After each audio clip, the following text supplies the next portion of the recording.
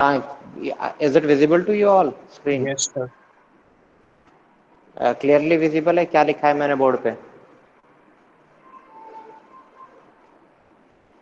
Hello, किसी को electrical visible है? मशीन दिख रहा था। हाँ, नहीं बेटा, सर इलेक्ट्रिकल मशीन स्टार्टर लिखा हुआ है। स्टार्टिंग ऑफ इंडक्शन मशीन, उसके नीचे लिखा हुआ है स्टार्टर। मैं लेट मी क्लियर हूँ।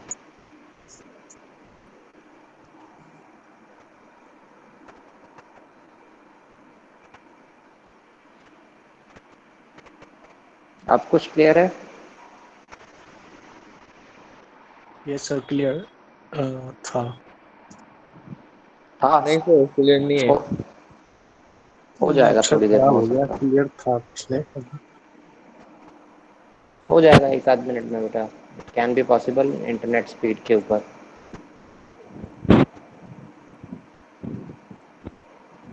मैंने क्लियर था सर, थोड़ा बहुत, अब तो कुछ भी हो गया। आएगा, थोड़ा टाइम लेता हो है गया बेटा। सर, हो गया। Yes sir. चलिए, हाँ, तो I was talking about starters. हम वाई वी यूज स्टार्टर्स। तो सबसे बेसिक प्रिंसिपल या मेथड या रीज़न जो है स्टार्टर यूज़ करने का एक ही है, to limit the starting current. यानी कि जब हम इंडक्शन मशीन को स्टार्ट करते हैं या किसी भी मशीन को स्टार्ट करते हैं, there is no back EMF. ठीक है? क्यों? क्योंकि जो मशीन है वो हमेशा क्या है, एक इंटरनल ईएमएफ जनरेट करती है। तो इनिशियली जब हमारी मशीन स्टैंड स्टिल कंडीशन पे होती है, कोई भी वोल्टेज नहीं दिया जाता है, उस केस में उस पर कोई भी ईएमएफ नहीं होती है। ठीक है? बट जैसे जैसे मेरी मशीन स्टार्ट हो जाती है, रोटेट करना स्टार्ट कर देती है, मेरी मशीन में एक इंटरनल ईएमएफ जनरेट होती है जिसे हम कहते हैं बैक ईएमएफ। ठीक है? इसी बैक ईएमएफ को in case of generators we use it as generated EMF. ठीक है? तो या तो बैक ईएमएफ होगी या जनरेटेड ईएमएफ होगी। तो जनरेटर्स में जनरेटेड ईएमएफ एंड मशीन्स में या मोटर्स में बेसिकली बैक ईएमएफ जनरेट होती है। तो इनिशियली जब बैक ईएमएफ नहीं होती है, उस केस में जो रेजिस्टेंस होता है हमारी वाइंडिंग का, वो तो बहुत कम है। ठीक है? तो एज अ रिजल्ट जो करंट होता है that is directly proportional V by Z. V by Z. ना तो रेजिस्टेंस ज्यादा होता है, ना ही हमारा रिएक्टेंस ज्यादा होता है मशीन का।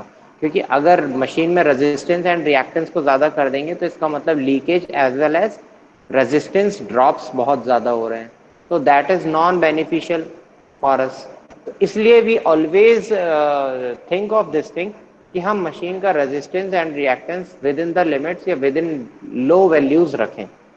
जब हमने उनको लो वैल्यूज में रखा है, इन दैट केस हमारे पास initial starting current is very very high. ठीक है?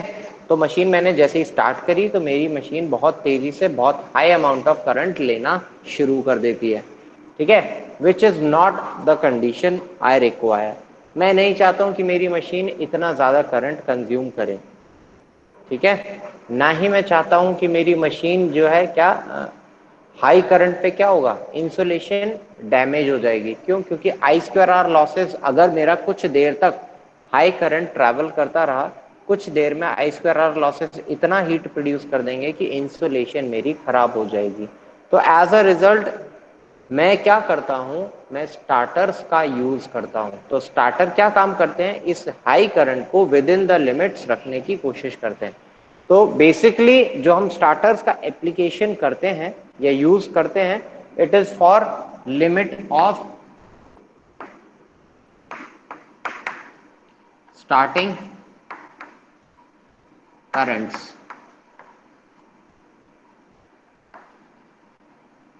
ठीक है? तो किसी भी मशीन को स्टार्ट करने के टाइम पे बहुत हाई अमाउंट ऑफ करंट जाता है, उस चीज को लिमिट करने के लिए, कम करने के लिए हम स्टार्टर्स का यूज करते हैं। ठीक है? अब हमने एक डिवाइस लगा ही ली है। हमने क्या हुआ, हमने एक डिवाइस लगा ली। तो फाइनली जब हमने ये डिवाइस लगाई, सिंस हमारी मशीन को नहीं पता है मेरे अंदर कितना करंट ट्रैवल कर रहा है या कितना करंट जा रहा है, उसको ओवरलोड की कंडीशन समझ नहीं आती है, ना ही उसको नो लोड की कंडीशन समझ में आती है, ना ही उसको ये समझ में आता है कि उसको कितनी वोल्टेज मिल रही है, ना ही उसको ये समझ में आता है कि कितना हाई वोल्टेज है या लो वोल्टेज है। ठीक है, तो बेसिकली हम स्टार्टर्स का एप्लीकेशन यहाँ पे भी कर पाए कि स्टार्टर्स हमने एक चीज जो प्राइम रीजन है जिसके लिए हमने लगाया वो तो हमने लिख दिया कि स्टार्टिंग करंट कम हो गया, लेकिन इसके अलावा भी कुछ ऑपरेशंस परफॉर्म करता है स्टार्टर। क्या परफॉर्म करता है? To limit the starting current के अलावा वो परफॉर्म करता है ओवरलोड और नो वोल्टेज की कंडीशन प्रोहिबिट करना। ठीक है, मान लिया आपकी मशीन है, आपने 3 फेज मशीन को आपने सप्लाई दी, आपको नहीं पता है कि तीनों फेज में सप्लाई आ रही है, मान लिया एक फेज में सप्लाई नहीं आ रही, तो इन दैट केस क्या मेरी मशीन चलेगी? मशीन चलेगी, ठीक है, रोटेट करेगी, इंटायर रोटेटिंग एमएमएफ डेवलप नहीं होगा, लेकिन हाँ कुछ एमएमएफ डेवलप होगा जो मेरी मशीन को रोटेट कराएगा। ठीक है, बट अगर मशीन मेरी उस कंडीशन पे लोडेड होगी तो मेरी मशीन उतना अमाउंट ऑफ टॉर्क नहीं जनरेट कर पाएगी जितना उसको रिक्वायरमेंट है, जिसकी वजह से अगेन लोड के साथ वो नहीं चल पाएगी। तो नो लोड केस में चल पाएगी, नो लोड में ऑपरेशन कर पाएगी, लेकिन लोडेड कंडीशन में मेरी इंडक्शन मोटर नहीं काम करेगी। तो इसलिए मैंने क्या किया, मैंने स्टार्टर्स में एक कंडीशन डाली कि अगर मेरा किसी फेज में कोई वोल्टेज नहीं आ रहा है तो मेरा ऑटो कट हो जाए मेरी मशीन। ठीक है, इन दैट केस मेरी मशीन का प्रोटेक्शन हो पाया। तो अदर देन दिस, ये भी एक तरह से प्रोटेक्शन ही है, स्टार्टिंग करंट को लिमिट करना। इसके अलावा मेरा no voltage protection,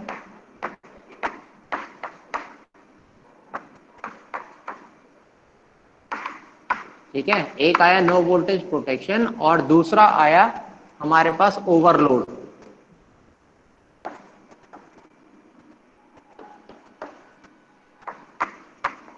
overload protection, तो ये तीनों चीजें हमारी परफॉर्म होती हैं with the help of starters. तो स्टार्टर्स ने क्या किया, इस स्टार्टिंग करंट को कम किया। जो भी हमारा स्टार्टिंग करंट था, फॉर एग्जांपल मान लिया मेरी मशीन जो है 4 एम्पियर 5 एम्पियर रेटेड मशीन है, तो अगर मैं उसको 4 एम्पियर से अगर मैं 20 एम्पियर स्टार्टिंग करंट लेती है तो मैं उस चीज को विद इन द लिमिट्स रखूं कि मोमेंटली मैं चाहता हूं कि मेरी मशीन एडिशनल रेजिस्टेंस लगा के कुछ देर तक क्या करे, स्टार्टिंग करंट जो 20 एम्पियर जा रहा है उसको विद इन द लिमिट्स 5 या 6 एम्पियर तक रखे। तो ऐसा करने से क्या होगा, मेरी मशीन वाइंडिंग डैमेज नहीं होगी। In this case no voltage protection, अगर किसी फेज में, किसी एक फेज में वोल्टेज डेवलप नहीं हो पा रहा है या नहीं आ रहा है, ठीक है, तो नहीं वोल्टेज आने की कंडीशन में क्या होगा, यहाँ पे मेरी मशीन ऑटोमेटिकली ट्रिप हो जानी चाहिए। तो मेरा स्टार्टर क्या ऑपरेशन परफॉर्म करेगा, मशीन को सप्लाई से डिस्कनेक्ट करने का ऑपरेशन परफॉर्म करेगा। Third is overload protection, machine overloaded condition पे नहीं जानी चाहिए, क्योंकि अगर वो जाएगी तो excessive amount of heat generate करेगी। अगेन वही चीजें होगी, इंसुलेशन फेलियर होगा जिससे मशीन फूंक सकती है। ठीक है, तो ये तीनों चीजें operation, these 3 operations are perform with the help of starters. ठीक है, अब starter for induction machine 3 type के होते हैं। पहला जो स्टार्टर है हमारे पास दैट इज DOL, जिसे हम कहते हैं डायरेक्ट ऑन लाइन स्टार्टर। ठीक है, दूसरा हमारे पास होता है DOL के बाद हमारे पास कौन सा आता है, स्टार डेल्टा स्टार्टर।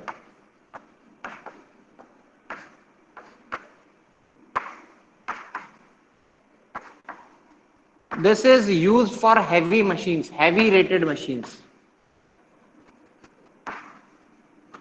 ठीक है, एंड हैवी रेटेड मशीन से क्या मतलब है मेरा, जहां पे मैं डेल्टा वाइंडिंग यूज करता हूं।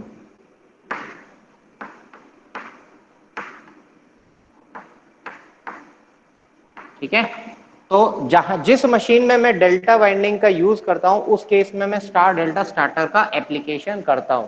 ठीक है, we will discuss this thing why later on, अभी पहले हम ड्यूअल स्टार्टर से स्टार्ट करेंगे। नेक्स्ट तीसरा टाइप का स्टार्टर होता है हमारे पास ऑटो ट्रांसफॉर्मर स्टार्टिंग।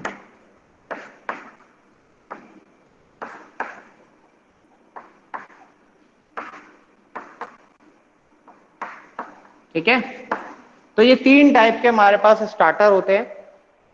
ठीक है, पहला DOL starter, direct online starting, ये कहते हैं for low rated machines,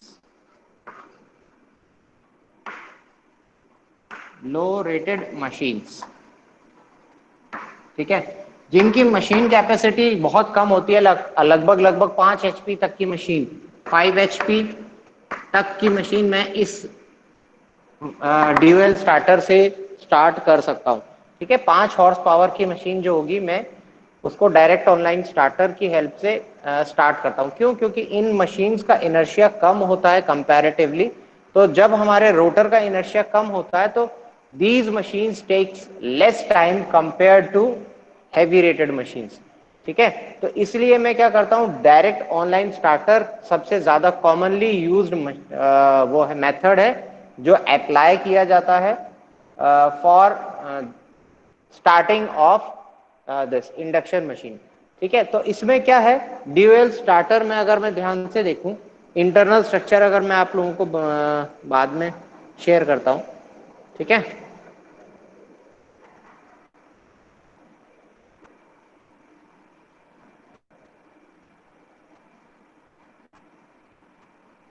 internal structure आप लोग इंटरनल इसका जो स्ट्रक्चर होता है स्टार्टर का, मैं आप लोगों के साथ बाद में शेयर करता हूँ। बस आप इतना याद रखो, ड्यूएल स्टार्टर में मशीन क्या है, डायरेक्टली सप्लाई को दे दी जाती है and the machine directly start की जाती है। बस क्या किया जाता है, जो करंट है उस रेटिंग को लिमिट में रखने की कोशिश होती है। तो वो करंट अबव वैल्यू को एक्सीड करने के बाद after particular amount of time machine को वो ट्रिप कर देता है। तो ये चीजें हमारा डायरेक्टली ड्यूएल स्टार्टर में अप्लाइड होती है। तो ये ड्यूएल स्टार्टर आप लैब्स में विजिट करोगे तो लैब्स में सबसे ज्यादा आपको ड्यूएल स्टार्टर ही मिलेगा इन केस ऑफ इंडक्शन मशीन्स। ठीक है, जबकि डीसी मशीन में LZA that is 3 point starter आपको देखने को मिलेगा यहाँ पर। ठीक है, तो ड्यूएल स्टार्टर की वर्किंग कैसे होती है उसको खोल के भी आप देख सकते हो। कुछ नहीं है, एक प्लंजर होता है जो 3 फेज से अट्रैक्ट होता है। ठीक है, जैसे ही आप उसकी नॉब को प्रेस करते हो एक प्लंजर अट्रैक्ट होता है, सर्किट क्लोज होती है एंड वो प्लंजर क्या करता है, तीनों फेजेस को कनेक्ट कर देता है। ठीक है, स्टॉप बटन क्या करता है, सीरीज में रहता है ये स्टॉप बटन। प्लंजर में होता क्या है, एक मैग्नेटिक कॉइल होती है, तो वो मैग्नेटिक कॉइल अट्रैक्ट करती है और उसको स्ट्रिप को अट्रैक्ट करके चिपका लेती है।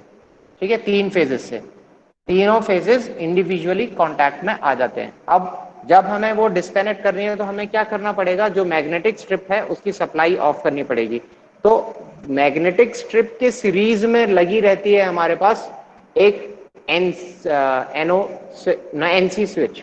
जब हम एनसी स्विच को प्रेस करेंगे वो ओपन हो जाएगा, ओपन होते ही हमारा जो करंट है दैट इज ओपन। ठीक है, यानी कि हमारा मैग्नेटाइजेशन कम हो जाएगा, जिसकी वजह से मेरा जो प्लंजर है that is throne of and machine is disconnected from the supply. तो ये कुछ बेसिक चीजें हैं जो ड्यूएल स्टार्टर में अप्लाइड होती है। आप फिजिकली जब आप प्रेजेंट लैब में जाओ तो ड्यूएल स्टार्टर को ओपन करना, ड्यूएल स्टार्टर के अंदर सारे कंपोनेंट वहां पे विजुअलाइज करना। ठीक है, तो वहां पे मैं आपको ज्यादा क्लियर कर पाऊंगा कि क्या पार्ट क्या है। इसके अंदर बायोमेटेलिक स्ट्रिप भी होती है, याद रखना। बायोमेटेलिक स्ट्रिप क्या करती है, अगर बहुत देर तक हैवी अमाउंट ऑफ करंट चलता रहेगा तो वो बायोमेटेलिक स्ट्रिप हीट होती रहेगी एंड एक पर्टिकुलर टेम्परेचर मेंटेन करने के बाद वो मेरी सर्किट को ओपन कर देगी। तो वो भी पार्ट किसका है, ड्यूएल स्टार्टर में ही होता है। तो bimetallic strip is ऑफनली used in such starters. ठीक है, क्यों? क्योंकि बायोमेटेलिक स्ट्रिप बहुत क्या कहते हैं, लो कॉस्ट अवेलेबल मशीन है for thermal protection of any machine. ठीक है, तो थर्मल प्रोटेक्शन के लिए बायोमेटेलिक स्ट्रिप सबसे ज्यादा कॉमनली यूज्ड चीज है।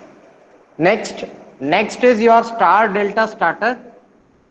स्टार डेल्टा स्टार्टर जैसा कि है तो मशीन को हम पहले स्टार में रन करेंगे, then we will operate the machine in delta configuration.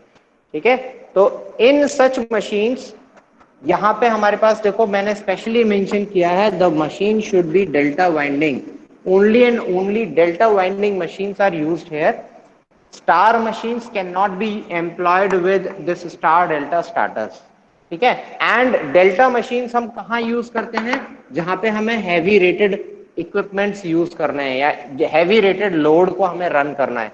तो जब भी हम हैवी रेटेड लोड को रन करेंगे तो हम डेल्टा वाइंडिंग का प्रेफरेंस देंगे। एंड किसी भी वाइंडिंग के दो टर्मिनल होते हैं, तो हमारे पास एक वाइंडिंग, एक फेज के दो टर्मिनल, अगेन एक फेज के दो टर्मिनल, अगेन एक फेज के दो टर्मिनल, इन टोटल 6 टर्मिनल्स। तो स्टार डेल्टा स्टार्टर 6 के 6 टर्मिनल्स को कनेक्ट करता है, ठीक है। इस तरीके से कनेक्ट करता है कि वो स्विच भी करता है कुछ टाइम के बाद। तो इनिशियली फॉर एग्जांपल ये देखते हैं, ये मेरी डेल्टा, अगर मेरी डेल्टा वाइंडिंग है,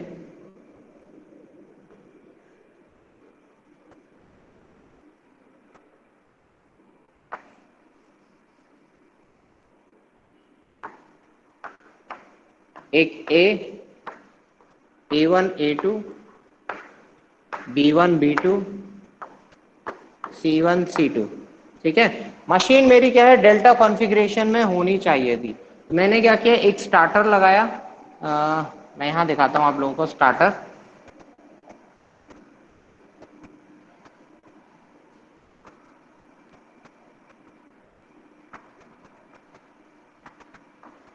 ठीक है, 6 के 6 पॉइंट है। फॉर एग्जांपल हम यहां लेके चल रहे हैं, let us consider A1 is connected, then A2 is connected, then B1 is connected,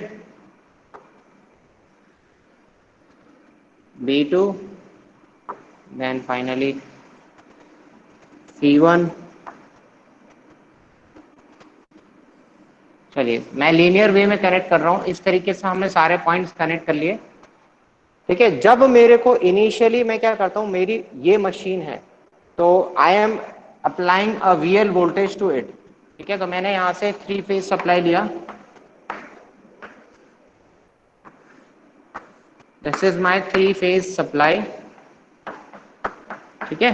तो 3 फेज सप्लाई है। तो अगर मुझे ये same machine is to be connected इन,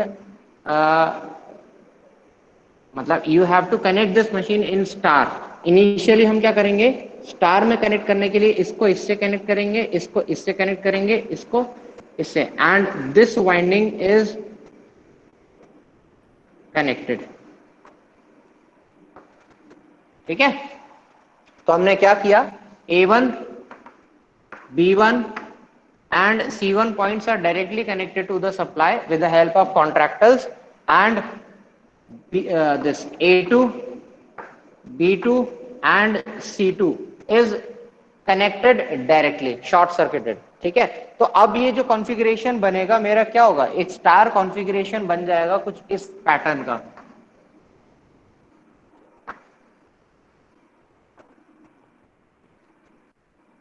जहां पे मेरे पास हो गया ये A1 A2 B2 B1 C2 C1। तो ये मेरे पास एक कॉमन पॉइंट मिल गया N, ये है वो मेरा कॉमन पॉइंट N। तो यहाँ पे मैंने क्या किया, तीनों पॉइंट्स को कांटेक्ट कर दिया। लेकिन अब क्या हुआ, मेरी मशीन थोड़ी देर इस कंडीशन में प्रिवेल करेगी। थोड़ी देर प्रिवेल करने के बाद मैं क्या करता हूं, इस पाथ को शट कर देता हूं, ठीक है। एंड इस पाथ को शट करने के बाद ध्यान से देखना, A2 is connected with B1, B2 is connected with C1, and this C2 is connected with A1। इस तरीके से कनेक्शन एस्टेब्लिश हो जाता है। तो अब क्या हुआ, initially A1 is connected with C2, यानी कि डायरेक्टली यहाँ पे कनेक्ट हो गया, ये यहाँ पे कनेक्ट हो गया, ये यहाँ पे कनेक्ट हो गया। तो एक डेल्टा कॉन्फ़िगरेशन वाइंडिंग मुझे मिल जाती है। तो इस तरीके से मैं क्या करता हूँ, ड्यूरिंग स्टार्टिंग कंडीशन मैं मशीन को इस तरीके से चलाता हूँ, ठीक है। And during running condition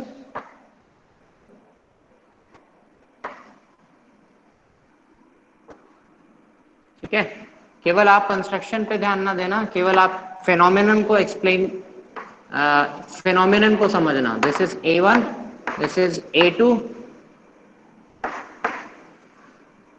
this is B1, B2, C1 and C2। ठीक है, तो 3 फेजेस जो मेरे सप्लाई से कनेक्टेड थे वो ये था, ये था, ये था। दिस इज RYB या 3 फेजेस जो भी हैं आपके, and initially this was connected to the supply RYB। ठीक है, तो अब इसमें हुआ क्या एक्चुअल में, यहाँ पे हमने ऐसा कर तो दिया, स्टार को डेल्टा, मतलब मशीन मेरी डेल्टा वाइंडिंग थी, हमने उस मशीन वाइंडिंग को पहले स्टार में कनेक्ट कर दिया। अब ऐसा करने से हुआ क्या, देखो जब मैं इस मशीन को डेल्टा वाइंडिंग में लगा सकता था, ठीक है, मैंने यहाँ पे डेल्टा मशीन में लगाया, तो मैंने लाइन वोल्टेज जो सप्लाई करी that is VL which is equal to VP H, यानी कि यही वोल्टेज मैं इस आर्म के अक्रॉस लगा रहा हूं, तो यही वोल्टेज मेरी फेज वोल्टेज होगी, यही मेरी लाइन वोल्टेज होगी, बस करंट इज डिफरेंट। तो यहाँ पे जो करंट होगी that is IL is equal to √3 IPH, यही होती है।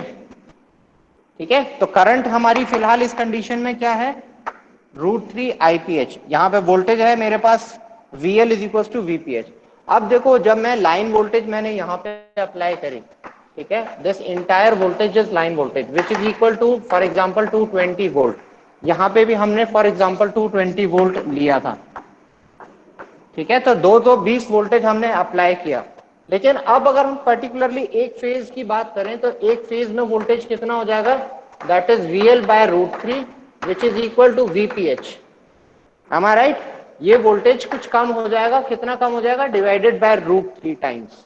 तो जब ये वोल्टेज कम हुआ तो यहाँ पे जो करंट ड्रॉन होगा that is also reduced. Am I right? क्यों, क्योंकि यहाँ पे वोल्टेज क्या था, यहाँ पे आप जो वोल्टेज अप्लाई कर रहे थे phase voltage that was 220 volt directly, but यहाँ पे जो वोल्टेज आप अप्लाई कर रहे हो that was this divided by √3। यहाँ पे फॉर एग्जांपल अगर इंपीडेंस मानते हैं हम Z1, तो यहाँ पे भी इंपीडेंस Z1 रहेगा। ठीक है, फेज में इंपीडेंस सेम ही रहेगा। तो यहाँ जो करंट है that is being also reduced by IL। अगर हम यहाँ पे बात करें तो IL हमारे पास क्या हो जाएगा, that is divided by √3।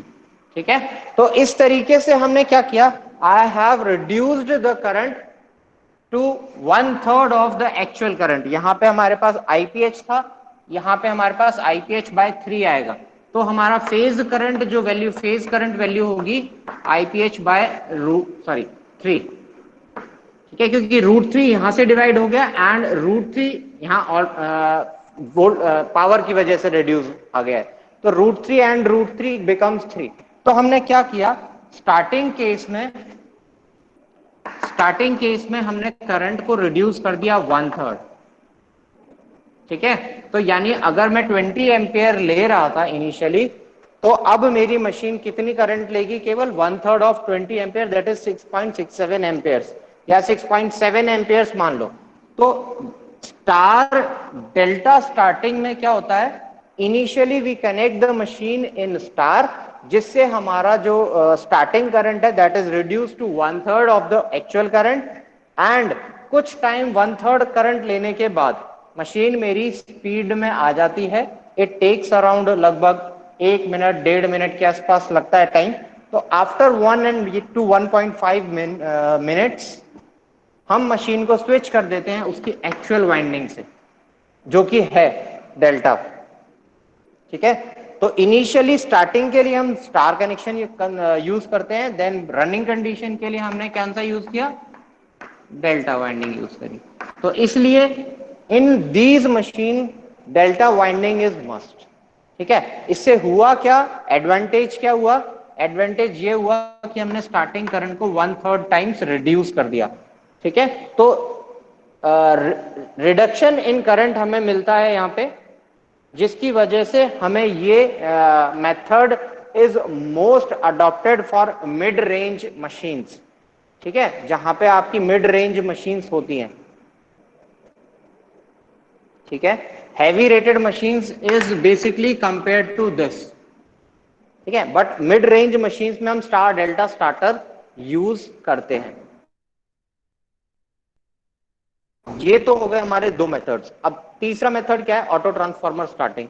Auto transformer starting में क्या करेंगे, हम एक ऑटो ट्रांसफार्मर प्लेस कर देंगे, स्टेटर के सीरीज में 3 phase starter, sorry 3 phase auto transformer. तो 3 फेज ऑटो ट्रांसफार्मर से हम धीरे धीरे वोल्टेज सप्लाई करेंगे and the machine picks up speed accordingly. ठीक है, तो जिससे हमारा मिनिमम स्टार्टिंग करंट कंज्यूम होता है। ठीक है, मान लिया पहले 10 वोल्ट दिया, फिर 20 वोल्ट दिया, फिर 25 वोल्ट दिया, इस तरीके से धीरे धीरे धीरे स्लाइड इंक्रीमेंट करते चले जाते हैं ट्रांसफार्मर की टैपिंग से। एंड ट्रांसफार्मर की टैपिंग्स की हेल्प से हम और मशीन को स्टार्ट कर लेते हैं। तो ये 3 मेथड्स हैं जो हमारे नॉर्मली अप्लाई किए जाते हैं किसी भी मशीन को स्टार्ट करने के लिए। अब डिटेल में हम एक एक करके धीरे धीरे पढ़ेंगे। पहले ड्यूअल स्टार्टर पढ़ेंगे, फिर स्टार डेल्टा स्टार्टर पढ़ेंगे, देन ऑटो ट्रांसफार्मर स्टार्टर पढ़ेंगे। ठीक है, अभी फिलहाल मैंने ब्रीफ ओवरव्यू आपको दे दिया है। I will discuss this in next lectures, जो अपकमिंग लेक्चर्स होंगे उस चीज में हम इन चीजों को डिटेल में पढ़ेंगे। ठीक है, चलिए इसके बाद आपने स्टार्टर पढ़ लिया। स्टार्टर में क्या होता है ये चीज आपको आइडिया लग गई होगी थोड़ी थोड़ी। अब हम डिटेल में जाएंगे तो हम इक्वेशंस मैनिपुलेट करेंगे कि क्या होगा एक्चुअल में, ये 1/3 कहाँ से आया है, ये 1/3 क्यों आया है, VL/√3 आ गया हमारा, ऐसा क्यों लिया हमने। तो वहां पे हम कंपेयर करके हर स्टेप को कंपेयर करेंगे बिटवीन दिस एंड दिस, तो वहां पे हमें आइडिया लगेगा more clearly. More over auto transformer starting को कंपेयर करेंगे स्टार डेल्टा स्टार्टर से, तो हम ये ऑब्जर्व करेंगे जब हम 57.7% टैपिंग पे होते हैं। ठीक है, this method is exactly what is known as star delta starter. ठीक है, एक आध बार शायद ये यूनिवर्सिटी में क्वेश्चन आया हुआ है कि रूट 57.7% पे जब टैपिंग होती है, शो दैट या prove that it is similar to star delta starting. जब हम ऑटो ट्रांसफार्मर को 57.7% टैपिंग पे स्टार्ट करते हैं तो वो स्टार डेल्टा स्टार्टिंग के इक्विवेलेंट होता है। ठीक है, ये चीज हम बाद में डिस्कस करेंगे। सारी चीजें कनेक्टेड है, ऑल्दो इट टेक्स टाइम। एक एक प्लेटफॉर्म हम मतलब एक एक स्टार्टर हम एक दिन में समझेंगे और डिटेल में उसकी स्टडी करेंगे, कैसे हम उसकी इक्वेशंस मैनिपुलेट करते हैं वो भी हम बाद में पढ़ेंगे। ठीक है, ये तो हो गया यूनिट 4 का स्टार्टिंग में आपने जो चीजें पढ़नी है। इसके बाद आपने मशीन पढ़ ली, कंस्ट्रक्शन पढ़ लिया, टॉर्क इक्वेशन पढ़ ली, स्टार्टिंग मेथड पढ़ लिए। Next is what, next is your phenomenons. ठीक है, तो यहां पे भी कुछ फिनोमेनन्स होते हैं मशीन में। ठीक है, कुछ फिनोमेनन ऐसे होते हैं जो मशीन को मतलब मशीन को प्रोहिबिट करते हैं, उसको कंट्रोल करते हैं। ठीक है, तो ऐसे फिनोमेनन्स क्या क्या हैं, वो चीजें हैं। पहली है that is known as fogging. ठीक है, ये टर्म यूनिवर्सिटी में 2 नंबर या 3 नंबर में ज्यादातर आई जाती है। दूसरी होती है हमारे पास क्रॉलिंग। ठीक है, तो what is fogging and what is crawling, इन चीजों के बारे में हम पढ़ेंगे इसके बाद। After starters we will go to this part. Fogging में क्या होता है, fogging is known as magnetic locking also, magnetic locking. ठीक है, जब हमारे पास equal number of stator and rotor teeth होते हैं, मान लिया फॉर एग्जांपल मैंने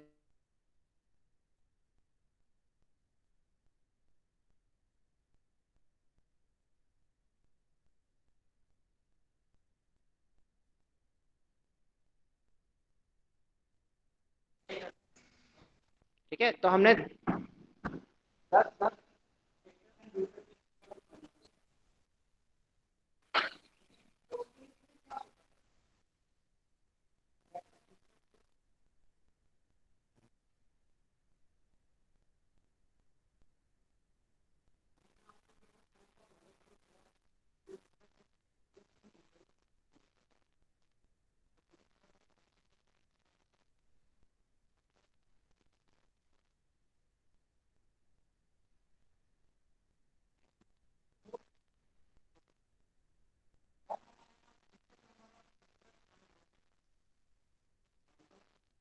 सर आवाज नहीं आ रही है।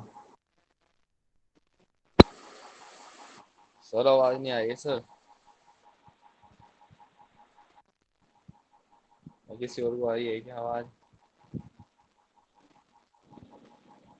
नहीं आ रही भाई, नहीं आ रही। नहीं आ रही भाई, आवाज नहीं आ रही।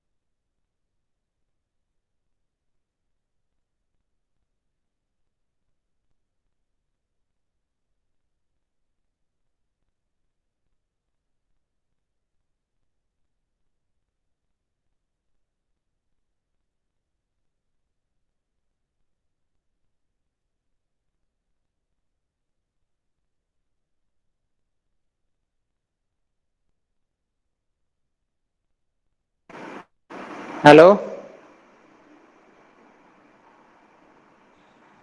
बेटा, ऑडिबल हूँ? Yes sir.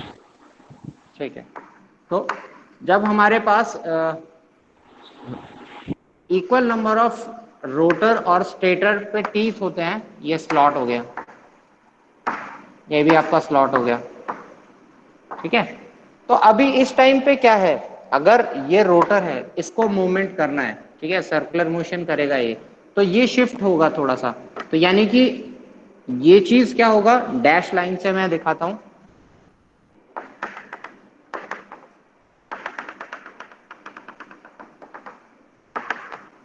ठीक है, तो इस तरीके से थोड़ा सा शिफ्ट होना चाहिए।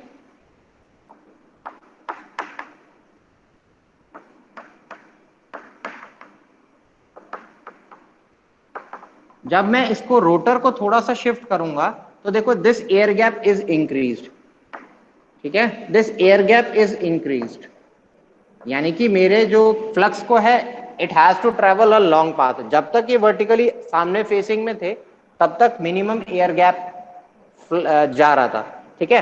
तो अब क्या है, इन जब ये दोनों आमने सामने आ जाते हैं तो इन दोनों में एक अट्रैक्शन फोर्स वर्क करती है, ठीक है। तो ये नहीं चाहता, ये वाला पार्ट नहीं चाहता कि ये कहीं और खिसके, ना तो लेफ्ट ना ही राइट। अगर ये लेफ्ट राइट खिसकेगा तो दिस एयर गैप मिनिमम जो है वो डिस्टर्ब होगा, एंड अगर मिनिमम डिस्टर्ब होगा तो फ्लक्स वीकन होगा, अगर फ्लक्स वीकन होगा तो हमारी अट्रैक्शन फोर्स वीकन होगी। तो अट्रैक्शन फोर्स क्या करती है, हमेशा पुल अप करती है कि मैं इस चीज को नहीं जाने दूं।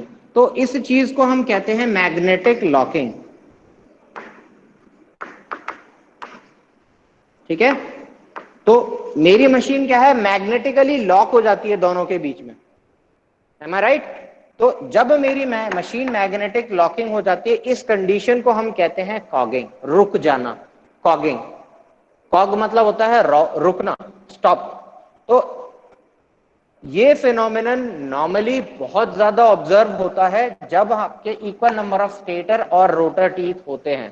तो यानी कि अगर मैं 10 यहां पे मैंने स्लॉट्स मान लिए एंड 10 ही स्लॉट अगर मैं यहां पे ले लूं, या इंटीग्रल मल्टीपल भी हो सकते हैं, यानी कि 20 स्लॉट्स में यहां पे ले लूं, तो भी उस केस में भी ये प्रोमिनेंट हो जाता है, बढ़ जाता है।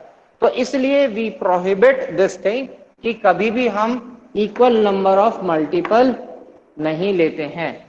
चलिए ठीक है, लेकिन अगर मल्टीपल नहीं लेंगे तो हमारा configuration of the slots will be different, ठीक है। लेकिन इससे हमारा क्या है, डिस्ट्रीब्यूशन फैक्टर पे बहुत ज्यादा इफेक्ट आता है, तो वो भी नहीं कर सकते। तो अब क्या किया जाए, तो इस चीज के लिए हम करते हैं रोटर को स्क्यू। तो जब आप कभी भी इंडक्शन मशीन के रोटर या किसी भी मशीन के रोटर को खोलोगे, internally you will see this thing कि रोटर थोड़ा सा जो जिसके अंदर ये स्लॉट्स होते हैं, ये स्लॉट्स थोड़ा थोड़ा तिरछे होते हैं, स्ट्रेट नहीं होते बिल्कुल, ये थोड़े थोड़े टेढ़े होते हैं। And all through the periphery of the rotor, अगर मैं ध्यान से देखूं, अगर साइड व्यू देखते हैं तो स्लॉट्स ये इस तरीके से नजर आता है। ठीक है, ये हो गया हमारा स्लॉट। तो स्लॉट्स क्या है, मेरा साइड व्यू में इस तरीके से नजर आता है। यहां पे ये हो गई शाफ्ट। ठीक है, तो इस चीज को हम कहते हैं स्क्यू। ठीक है, तो मशीन को कैसे बचाया जाता है कॉगिंग से? कॉगिंग से बचाने के लिए हम मशीन के रोटर को स्क्यू कर देते हैं। मोर ओवर यहाँ पे फ्लक्स चेंज बहुत ज्यादा होता है, तो इसको हम लैमिनेट भी करते हैं।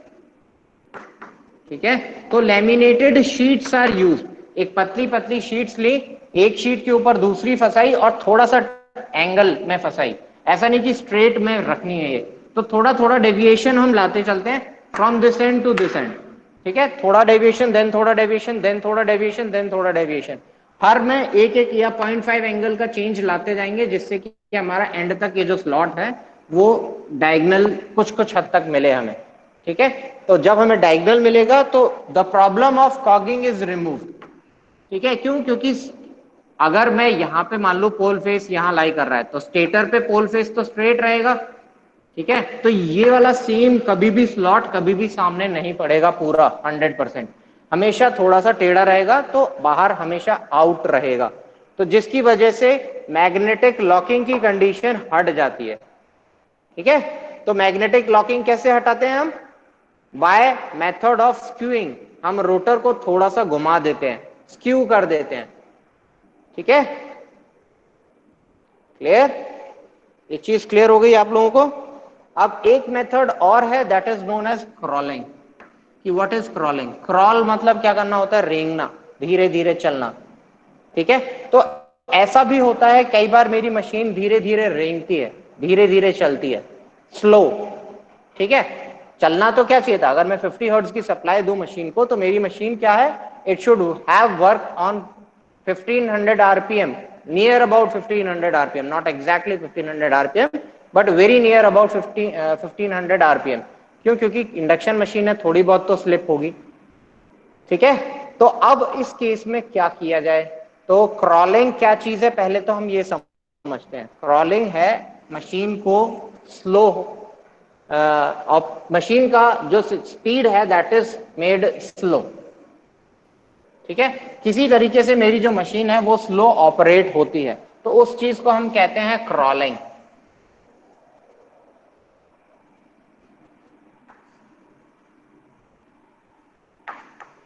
ठीक है, तो स्लो स्पीड ऑपरेशन, इसको हम कहते हैं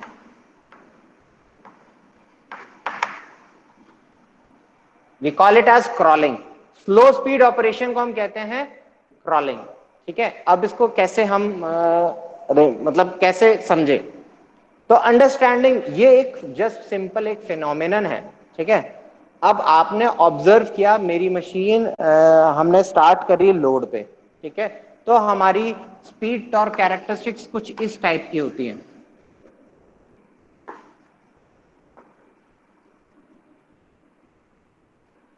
ठीक है, this is my speed and this is my torque. ठीक है, तो टॉर्क वर्सेस स्पीड कैरेक्टरिस्टिक्स मैंने प्लॉट कर दी। मैक्सिमम पीक मेरी कहाँ है? Maximum is this T max. ये मेरी हो गई स्टार्टिंग, टी स्टार्टिंग, और ये कहीं पे हमारा फुल लोड ऑपरेशन हो रहा होगा। ठीक है, मैंने इस मशीन को क्या किया? लोड पे डाल दिया। तो मेरा लोड कुछ इस टाइप का लोड है। Late us consider this is my load torque, load torque line. मैं क्लियर? तो लोड टॉर्क मेरी ये हो गई, ऑपरेटिंग टॉर्क मेरी ये हो गई, ऑपरेटिंग रीजन मेरा यहां हो गया इस कहीं पे। तो इस कंडीशन में मेरी मशीन कहां ऑपरेट करेगी? इस पॉइंट पे, ऑपरेटिंग पॉइंट। ठीक है, जहां पे भी मेरी इलेक्ट्रोमैग्नेटिक टॉर्क लाइन, यानी कि ये जो टॉर्क आप बनाते हो, this is your electromagnetic torque line, तो electromagnetic torque line intersects with load torque line, वो पॉइंट है मेरा ऑपरेटिंग पॉइंट। ठीक है, तो यहां पे मेरी मशीन ऑपरेट हो रही होगी जब मैं इस मशीन को 50 हर्ट्ज सप्लाई दे रहा होऊंगा। ठीक है, यानी कि 50 हर्ट्ज पे मेरी मशीन क्या है, 1500 आरपीएम जनरेट कर रही होगी। Am I right? अब फॉर एग्जाम्पल किसी प्लांट में मैंने ये मशीन लगा दी, तो जरूरी नहीं है कि मेरी मशीन उस प्लांट में केवल और केवल 50 हर्ट्ज एग्जिस्ट कर रही होगी। ड्यू टू सम हार्मोनिक्स, किसी ना किसी हार्मोनिक्स की वजह से सप्लाई डिस्टर्ब होती है। ठीक है, नॉर्मली हम थर्ड हार्मोनिक को सप्रेस कर देते हैं। ठीक है, नॉर्मली हम ज्यादातर थर्ड हार्मोनिक्स को सप्लाई कर देते हैं। तो अब हमारे पास बचती कौन सी है, थर्ड के जितने भी मल्टीपल्स हैं वो सारे कैंसिल आउट हो जाते हैं। ठीक है, थर्ड हार्मोनिक को सप्रेस करने का मतलब है 6th हार्मोनिक गई, 9th हार्मोनिक गई, देन 12th हार्मोनिक गई, देन 15th हार्मोनिक गई, तो वो सारी पीछे की सीरीज गायब है। तो अब हमारे पास जो हार्मोनिक्स बची हैं that is 6K plus minus 1 series की। ठीक है, 6K प्लस माइनस 1 सीरीज की। अगर मैं डालता हूं K इज इक्वल टू 0, ठीक है, sorry K is equal to 1, तो यहां से क्या मिल जाएगा मेरे को, एक मिलेगी 5th हार्मोनिक, ठीक है, एक मिलेगी हमें 7th हार्मोनिक।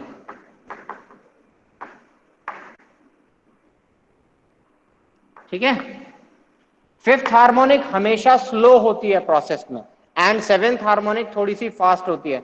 तो जो भी ये मेरी हार्मोनिक है इससे थोड़ा सा फास्ट चलती है एंड इसी वजह से इस पॉइंट से आगे ऑपरेट होती है 7th harmonics and 5th harmonic इस पॉइंट से पीछे ऑपरेट होती है। तो अगर मैं उसकी स्पीड कैरेक्टरिस्टिक्स भी बनाऊं तो ये मेरी किसकी थी, fundamental frequency that is 50 hertz की।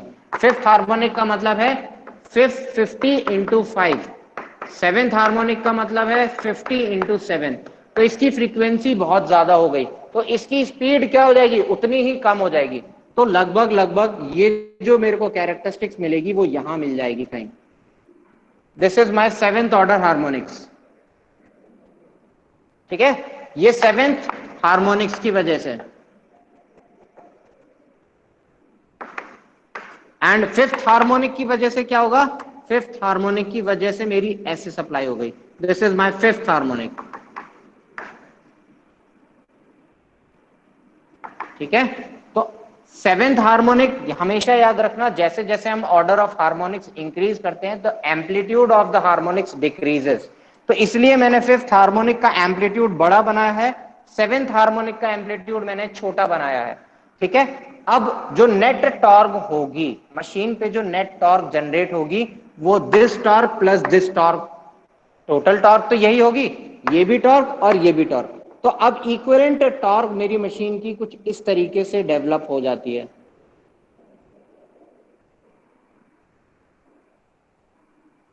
मैं क्लियर? तो इस पॉइंट पे पहले इनिशियल मेरी टॉर्क बढ़ गई, देन वापस नीचे आई, देन फाइनली अपनी नॉर्मल पोजीशन पे, अपनी उस नॉर्मल वैल्यू पे पहुंच गई। ये because of 7th harmonic, this because of fundamental that is 50 hertz harmonic. Am I clear? अब यहां देखो मैंने सेम लोड दोबारा से इस पे डाला, तो जब मैं इसको सेम लोड पे डाल रहा हूं तो मेरी मशीन इस पॉइंट पे नीचे जा रही है, यानी कि मेरी मशीन इसी पॉइंट पे ऑपरेट होती रह गई। इंटरसेक्शन मेरा यहीं पे हो गया, यहां पे होना चाहिए था बट वो इंटरसेक्शन मेरा यहीं पे हो गया।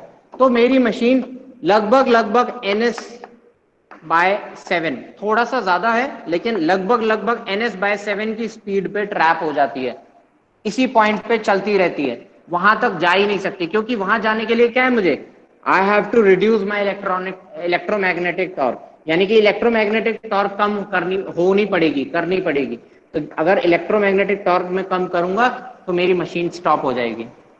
ठीक है, तो मैं नहीं चाहता मेरी मशीन स्टॉप हो, बट मैं चाहता हूं मेरी मशीन वहां पर जाए। तो कैसे जाएगी, कैसे जाने के लिए क्या करना पड़ेगा, हमें लोड को रिमूव करना पड़ेगा।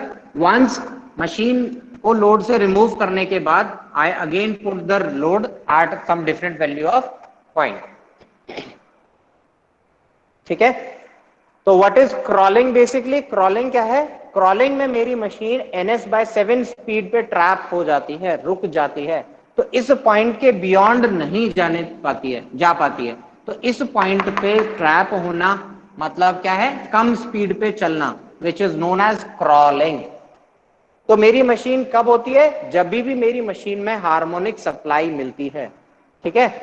तो हार्मोनिक सप्लाई की वजह से मेरी स्पीड टॉर्क कैरेक्टरिस्टिक्स फंडामेंटल ना रह के मिक्स हो जाती है फंडामेंटल प्लस हार्मोनिक्स की वजह से, ठीक है। एंड कहीं पे इंटरसेक्शन आ जाता है between my load torque as well as my this the torque characteristics. तो वहीं पे मेरी मशीन ट्रैप हो जाती है, इसी पॉइंट पे मेरी मशीन कंटिन्यूअसली रन होती रहती है उसके बाद, ठीक है। तो इस चीज को, इस प्रोसेस को कहते हैं क्रॉलिंग। तो रिमूव करने का मेथड इसका कुछ नहीं है, या तो आप क्या है फंडामेंटल फ्रीक्वेंसी ही सप्लाई करो मशीन को, you cannot supply any other type of supply, ठीक है।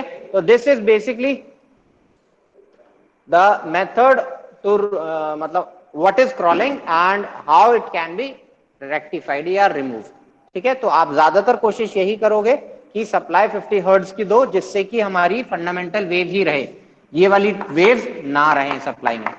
M I clear? Am I clear बेटा? एनी डिस्कशंस रिक्वायर्ड सो फार?